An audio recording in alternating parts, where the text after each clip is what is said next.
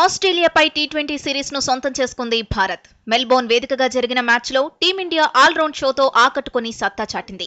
ఈ విక్టరీతో one day series ఓటమిని మరిపించింది. కోహ్లీ మరోసారి ఆకట్టుకుంటే కుర్రాళ్లు మరోసారి మెరుగైన ఆట తీరుతో రాణించి ఆకట్టుకున్నారు. మూడో టీ20 ఆదివారం జరగనుంది.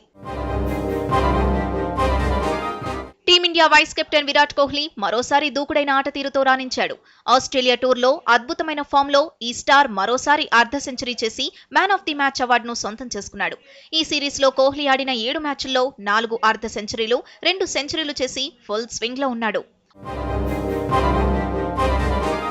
ఆస్ట్రేలియన్ ఓపెన్ మహిళల డబుల్స్ టైటిల్ ను సానియా మిర్జా, మార్జినా హింగిస్ జోడీ సొంతం చేసుకుంది. ఫైనల్ మ్యాచ్ లో తొలి సెట్ హోరాహోరీగా జరిగింది. ఆరంభంలో సానియా హింగిస్ జోడీ కాస్త వెనుకపడింది. అయితే అంది వచ్చిన అవకాశాన్ని యూజ్ చేసుకున్న సానియా హింగిస్ 7-6 తేడాతో రెండో సెట్ ను పూర్తిగా 6-3తో గ్రాండ్ స్లామ్ ను సొంతం చేసుకుంది. టెన్నిస్ దిగ్గజం రోజర్ ఫెదరర్ కు మరోసారి నిరాశ ఎదురైంది. జకోవిచ్ తో జరిగిన సెమీస్ పోటీలో ఫెడెక్స్ ఓడిపోయాడు. హోరాహోరీగా జరుగుతుందనుకున్న మ్యాచ్ లో ఫెదరర్ అసలేమాత్రం నిలకడలేని ఆట తీరుతో అందర్నీ నిరాశపరిచాడు.